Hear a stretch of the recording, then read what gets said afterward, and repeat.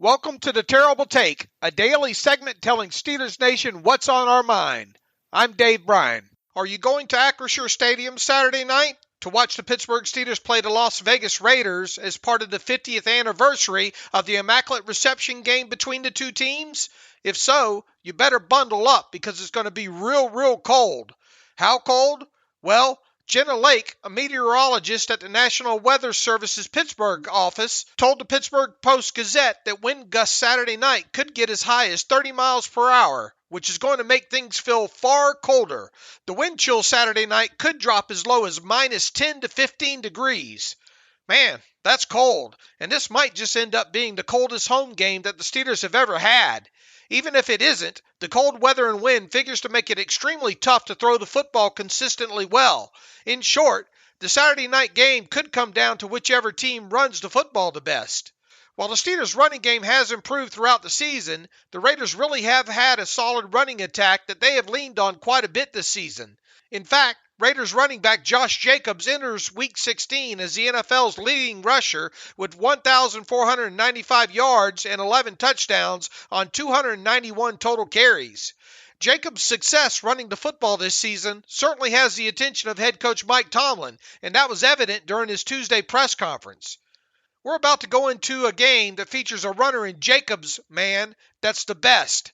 And they play behind the way that he provides, Mike Tomlin said, and the consistency in which he plays and they play in the run game is going to be a big-time challenge for us, and particularly anticipating the weather circumstances. Tomlin was not done with his praising of Jacobs either. Jacobs is spectacular, Tomlin said. He's got great pick and vision and patience, but he's got very good leg drive and power once he hits it. His pile almost always falls forward. He wins DB confrontations. He wins linebacker confrontations. He's got short area burst. He can jump cut laterally. His lateral movement is excellent. He's good at inside interior runs. He's good at perimeter runs. It's been fun watching him this morning as we prepare to meet into the afternoon in preparation. A lot of respect for what he's doing and what they're doing. How important is Jacobs running to the Raiders' success this season, you ask?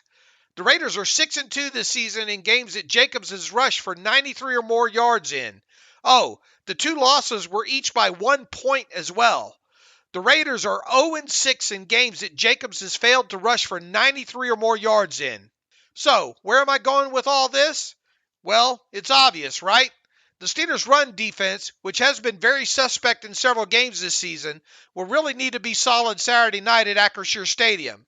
Their run defense was really on point on the road this past Sunday as they held the Carolina Panthers to just 21 net yards rushing on 16 total opportunities.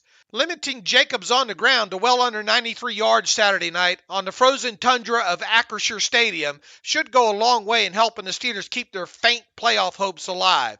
Be sure to follow us at SteelersDepot.com and check out episodes of The Terrible Take every day at 5 p.m. Eastern Time. And check out The Terrible Podcast with myself and Alex Kozora every Monday, Wednesday, and Friday.